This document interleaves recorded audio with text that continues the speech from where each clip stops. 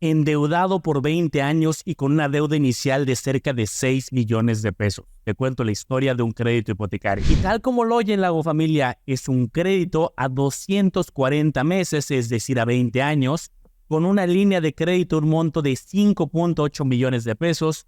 Pero escuchen esto, si yo cumplo con mi plan de pagos, tendría que pagar 13.492.356 pesos al finalizar el plazo. Y alguien que no estuviera familiarizado con los créditos hipotecarios diría, qué locura acabas de hacer, Manolo, pero déjame contarte que esta es una de las decisiones más planificadas, estructuradas y una muy importante en mi vida.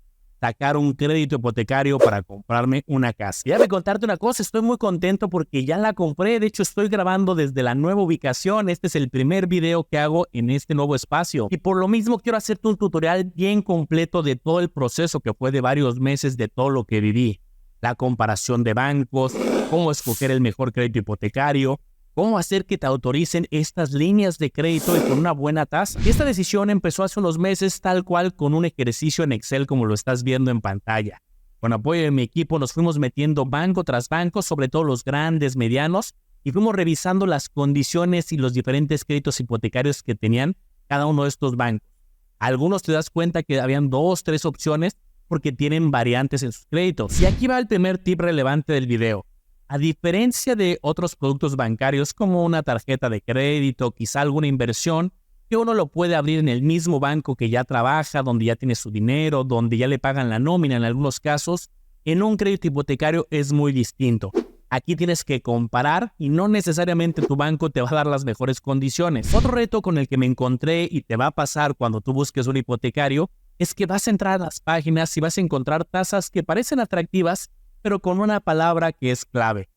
Desde, en este ejemplo, desde 9.05. En este otro ejemplo, desde 9.25. Y lo malo es que esa tasa no es garantía que te la vayan a otorgar a ti. Esa es su carta fuerte, lo ponen en su publicidad, pero puede que a ti te ofrezcan 1%, 2% encima de esa tasa aún. Pero la buena noticia es que para varios bancos sí logramos encontrar información por rangos, que te decían desde 9.05 a un 11.70, del 10.25 al 13.25, 9.88, 10.38. En algunos el dato que encontraba era más que nada el promedio. Y fíjate la cantidad de bancos que se estuvieron comparando y analizando en su momento. Esta información va cambiando, pero fíjate cómo sí hay muchas opciones y las tasas son muy distintas. Veíamos en este momento algunas que rondaban en el 9 y tantos, del 10, 11, 12, 14%. Y algo bien importante es que estas tasas van cambiando con el tiempo. Así como pasa en el mundo de inversiones, también en los créditos, puede que en algún momento tengas una tasa, la veas atractiva, vuelves a entrar al portal, vuelves a pedir informes y la tasa cambió drásticamente. Estas tasas, por ejemplo, se obtuvieron a inicios de año. Mi equipo y yo somos bastante intensos y en su momento, como te diste cuenta, comparamos alrededor de 12 bancos.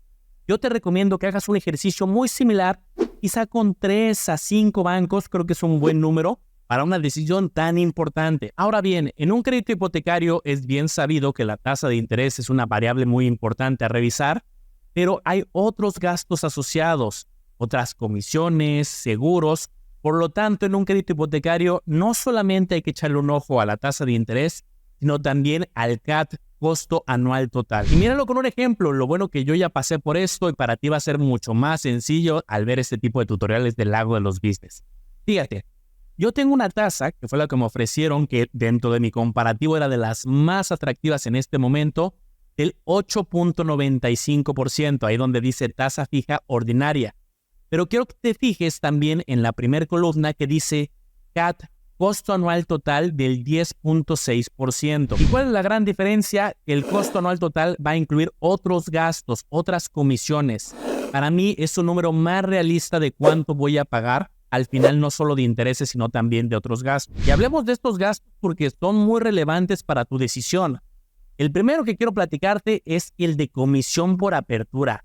Fíjate cómo es un porcentaje. He visto del 1, 1,5, 2%.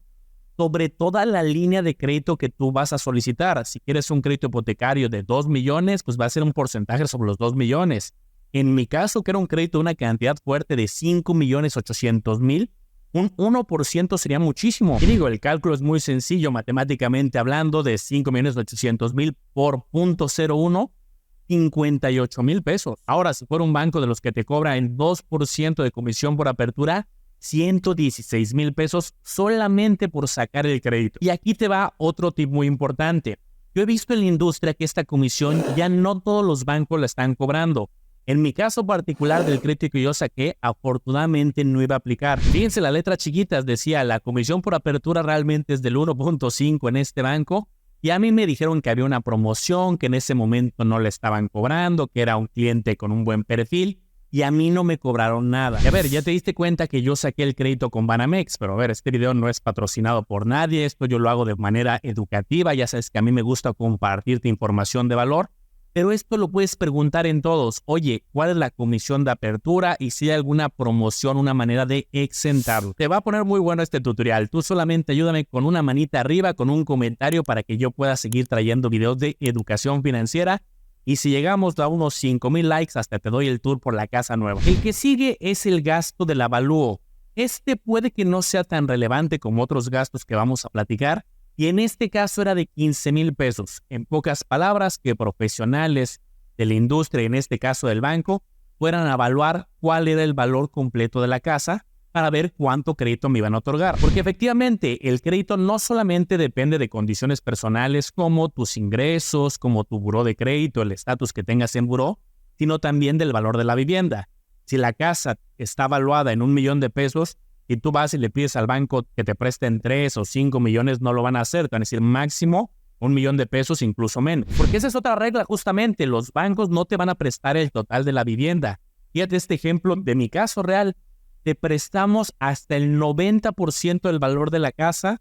Y en este caso, la casa mínimo debe valer 750,000 pesos. Si no mal recuerdo, llegué a ver un 95% como cantidad máxima que te prestaban. Pero el estándar de la industria sí es máximo un 90%. Entonces tú tienes que tener al menos el 10% para el enganche y otros gastos. Y pasamos ahora a uno de los gastos más representativos. Sobre todo en muchos casos que lo tienes que desembolsar tú desde el principio. Aquí todavía te lo pueden financiar, o sea, se puede integrar el crédito. Y estoy hablando de los gastos notariales. A ver, uno le echa ganas y a lo mejor ya juntó ese 10% de enganche, quizá un poco más. Y ya estás mentalizado de cuánto te presta el banco y cuánto tienes tú, y te sorprenden con que, oye, tienes que pagarle a un notario una cantidad importante. ¿Cuánto? Un 4, 5, 6% del valor de la vivienda. Y a ver, el papel del notario es muy importante porque es la figura que va a velar que la operación se hace de manera lícita, que el que vende realmente es el dueño, que te están vendiendo una propiedad que no tiene adeudos. Cuando alguien, por ejemplo, tiene una hipoteca, no la puedes vender directamente porque está hipotecada, le debes al banco. Tiene que estar libre de deudas, libre de mantenimiento, libre de predial, de gastos de agua, de luz, a que el que va a comprar te le entreguen totalmente libre de deudas. Y sí, el que paga ese porcentaje es el que está comprando. El vendedor tendrá que pagar otros gastos, quizá impuestos, pero el que compra da el enganche al banco y adicional considerar este 5 o 6% de gastos notariales. Muchas veces, sobre todo cuando hay un crédito hipotecario, el banco te va a sugerir o te va a dar algunos notarios con los cuales ya tienen convenio y con los cuales trabajan. Cuando lo compras de contado la casa, pues tú puedes coger algún notario. Llegamos a una parte fundamental del video. Esta tabla donde todavía se van a incluir otros gastos, pero estas tablas son importantísimas para la decisión que seguramente vas a tomar en algún momento. Te van a entregar unas tablas como estas que se llaman tablas de amortización. Son varias columnas y debes de aprender a interpretarlas. La primera columna va a venir numeración desde el mes 1, en mi caso, hasta el mes 240, que son los 20 años de este crédito. Hay créditos a plazos de 10 años, de 15, este ejemplo es a 20. Y va a venir la fecha de pago. En mi caso, yo tengo que pagar el 3 de cada mes. Ya va a llegar mi mensualidad y tengo que cumplirla si no quiero pagar intereses moratorios. Porque miren qué barbaridad. Si yo me atraso y no cumplo, mi tasa pasa de un 8.95, que en este momento es una tasa competitiva de mercado, se me hace buena, a una tasa moratoria del 18%. Eso sería una locura. Ahorita van a ver la cantidad de intereses que serían con el 8.95. Imagínense, con un 18. Ahora, por un momento, quiero que prestes atención en la última columna. Ahí en tu tabla de amortización va a venir el monto de tu mensualidad a pagar. En mi caso son 57,200 y tantos. Sí va cambiando, pero muy ligero. Son 57,200 todos los meses. Y esto desde el principio hasta el final, incluso en el mes número 215, 218, siguen siendo los mismos 55,000 y tantos. Y así van a estar estructurados la mayoría de créditos hipotecarios. Va a haber una mensualidad que se va a mantener más o menos constante, que tanto el banco como tú deben de evaluar que puedes pagar esa mensualidad. Y seguramente te estás preguntando, oye, pero ¿por qué se queda igual? ¿Qué no se supone que conforme uno va pagando, va debiendo menos y por lo tanto debe de pagar menos intereses? Y la respuesta es sí, vas a pagar menos intereses con el tiempo. Y regresamos a mi tabla de amortización para que esto quede muy claro. Tengo entonces la fecha del pago, cuánto es el monto de la deuda y fíjate en esta columna, la cuarta, que es el monto de los intereses. Mis primeras mensualidades se paga un interés muy alto de 43,000 pesos al mes. Va bajando, pero va bajando muy poco. No le hagas caso tanto al primer pago, porque ahí como no lo abrí desde el principio de mes el crédito, ahí es un ponderado unos cuantos días. Realmente el mes 2 ya es una imagen más realista. 43,193, 43,127 y va bajando de a poco en poco. Es más, fíjate esta columna completa. Durante el primer año, los primeros años, voy a pagar 42,000 pesos de intereses de mi pago total. Y ahora, fíjate esta otra columna que la acabo de abrir. ¿Cuánto estoy abonando a capital? Eso de capital es lo que verdaderamente va a hacer que baje la deuda. El interés es un costo financiero que se lo queda de ganancia el banco. ¿Cuánto estoy pagando a la casa? Pues de los 50 y tantos, 8,000 pesos al mes. Te van casi 42 en intereses y 8,000 a bajar la deuda. Y esto, Lago Familia, es la razón por la cual muchas personas se sienten abrumadas, frustradas con las hipotecas. Porque empiezan a pagar, van cumpliendo sus mensualidades, pasa 1, 2, 3 años y dices, ay, pues he cumplido ya durante varios años y la deuda no baja o baja muy poquito. Pues sí, de tus mensualidades, en mi caso, de un pago muy importante, solo 8,000 pesos se van al abono a capital. Así pasa con la estructura de las hipotecas. Los primeros años, la mayor parte de tu deuda, de tu pago, se va a ir a los intereses y muy poquito a capital. ¿Qué pasa con el pasar de los años? La situación se invierte. Fíjate aquí cómo voy en la mensualidad número 210, 215. El monto de los intereses ya bajó a 10,000, 11,000 pesos al mes. Yo sigo pagando la misma cantidad. Acuérdate que la cantidad mensual no iba a variar. Variaba muy poquito. Y ahora el abono al capital ya es mucho más importante, 42, 43, 44,000. Y si alguien hizo la suma de los dos, del monto de intereses y del capital, no da los 55,000 que voy a pagar de manera mensual, porque ya te diste cuenta que faltan algunas columnas. Ahora sí, abrimos toda la información. ¿Qué nos faltaba? Se tiene que pagar, y esto es forzoso, un seguro de vida y de invalidez, un seguro de daños en caso de que hubiera un daño con la casa. El banco no pierde, también tienes que pagar ahí un seguro. Alguna otra comisión, que en mi caso ya no hay más comisiones, y así es como es el pago. Los intereses, el capital, los seguros, los dos seguros de daños y el de vida, para llegar al monto total. Y aquí te va un punto muy revelador de los créditos hipotecarios. Si yo siguiera al pie de la letra esta tabla y voy pagando mi mensualidad, la voy cumpliendo, ¿cuánto pagaría en total? De los 5.8 millones de crédito que se está autorizando, el total te vas a sorprender. Y viene hasta el final de mi tabla, esta suma te la tienen que dar. 13,492,356. Y es que muchas veces cuando alguien compra una casa y la saca a crédito, pues solamente se fija en cómo se va apreciando el valor de la vivienda y dice, ay, es que ya gané tanto porque ya subió la vivienda y la voy a vender. Sí, pero también si estuviste pagando intereses, hay que considerar el costo-beneficio completo. Ahora, te soy honesto, yo no planeo pagar esos 13.5 millones aproximadamente al banco. Yo no voy a ser un buen cliente para el banco, voy a ser un cliente estratégico, pero para mí, ¿qué es lo que voy a hacer? En la medida de lo posible voy a dar adelantos en el momento que sea oportuno. A ver, ahorita las tasas de las inversiones de corto plazo de renta fija en México son relativamente buenas. Basta como poner un ejemplo de meterme a CETES directo y ahorita ronda en el 11. Es más, el mismo banco donde saqué el crédito hipotecario también está ofreciendo el 100% de CETES, es decir, el 11. Pero hemos visto aquí en el canal otras instituciones financieras reguladas como las OFIPOS, como otros bancos y en general varias alternativas que incluso tienen tasas superiores de renta fija de corto plazo. el 12, el 13, el 15, 16%. ¿Y mi costo financiero cuál es? Ya se los compartía, ese que está allá arriba. El costo anual total, no la tasa de interés, porque ya viste que también pago seguros, seguro de daño, seguro de vida. El que me importa es el 10.6% a superar. En este momento que grabo el video, puedo generar por inversiones de bajo riesgo de manera sencilla un 12, 14, 15, 16% y con esto ganar intereses y pagar el 10.6% a mi deuda. Pero en algún momento las tasas van a cambiar, las tasas de las inversiones ya se habla mucho de que van a la baja. Fíjense, si yo me meto a ver las tasas históricas de los CETES en la página de Banco de México donde viene esta senda histórica, pues sí, ahorita están rondando en el 11.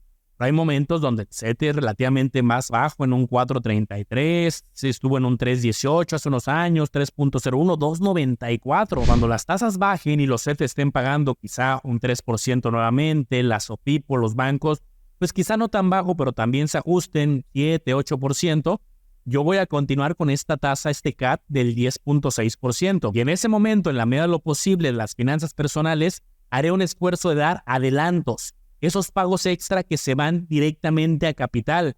Cuando yo decido dar un pago adicional, no se va a intereses, va a disminuir la deuda. Y a pesar de que puedo hacer eficiencias financieras como la que te platiqué, soy una persona que no me gusta estar endeudado. Al final veo esta deuda y quiero hacer ese esfuerzo de poco a poco irla pagando en la medida de lo posible. Y hoy empecé a dar algunos adelantos, una inversión que ya no estaba dando una tasa atractiva que hice, saqué el dinero y mejor fui directamente a pagar mi crédito.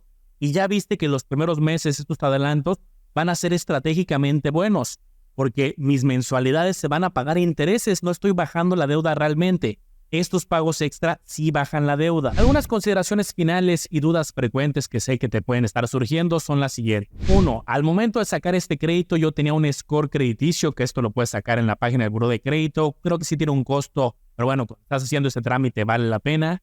De 710 puntos, que es una calificación buena, se clasifica como excelente. Llevo cerca de 14 años usando tarjetas de crédito, siempre las pago en tiempo, tengo un muy buen historial, nunca me he atrasado y por lo tanto eso facilitó que la mayoría de bancos me dieran su tasa más baja. La que ponen desde, esa es la que a mí me ofrecían, pero también apoyado por un buen historial crediticio. 2. Mi tasa la considero buena con las condiciones actuales, pero acuérdense que tanto las tasas de inversiones como las de créditos, incluyendo los hipotecarios, cambian con el tiempo. A lo mejor tú conoces a alguien que sacó un crédito hace un año, 2 años atrás, que las tasas eran más bajas, puede tener en el mismo banco una tasa mucho mejor porque las tasas se modifican. Entonces, algo que se puede hacer a futuro es buscar refinanciar y cambiar la tasa. Lo voy a evaluar en su momento, creo que es buena, pero en su momento puedo analizarlo y hacer otro video al respecto. 3. Los pagos, ¿cómo se hacen? Directamente lo domicilian. Tienes que tener el saldo en la cuenta y van a tomarlo directamente del saldo que tienes en tu cuenta de débito. Para los adelantos se puede hacer a través de la sucursal o también se pueden hacer a través de un apartado de pagos. Eso ya es muy sencillo, tal cual te metes a pagos, seleccionas tu hipotecario, el monto lo tienes que tener ya en tu cuenta de débito y de ahí haces adelantos. 4. Compara muchos bancos. Sé que ya te lo dije, pero esto va a hacer muchísima diferencia. 1.5, 1% adicional va a ser una diferencia de miles de pesos. Ya viste que si yo pagara en tiempo son más de 13 millones. Imagínate que me subiera la tasa un 1 o 2%. Por supuesto que voy a dar adelantos si yo no voy a pagar esa cantidad, pero de todos modos, en un hipotecario, cuando la deuda es muy importante, la tasa importa muchísimo. Y 5, la decisión entre comprar y rentar siempre es un gran dilema. Las dos decisiones pueden ser correctas. Financieramente, incluso rentar puede ser una estrategia bastante inteligente. En mi caso, comprar era una decisión importante.